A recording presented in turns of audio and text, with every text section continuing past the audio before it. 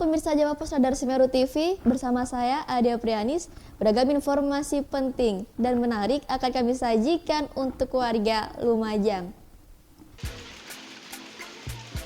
Kejadian langka hujan es melanda Desa Sidomulyo dan Pronojiwo, Kecamatan Pronojiwo, Kabupaten Lumajang sore kemarin. Menurut keterangan warga, awalnya hujan es turun dengan waktu kurang lebih 5 menit, kemudian disusul hujan air sehingga hujan es yang turun lebih dulu langsung mencair. Fenomena langka ini membuat geger warga sekitar, mereka langsung mengabadikan momen tersebut.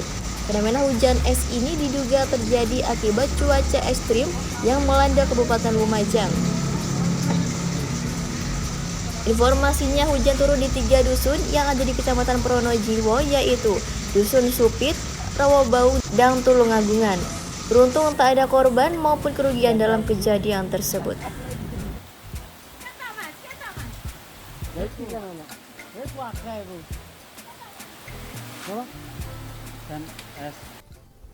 Baik pemirsa, demikian berita kali ini. Saya Depadis bersama kru yang bertugas pamit undur diri. Terima kasih dan sampai jumpa.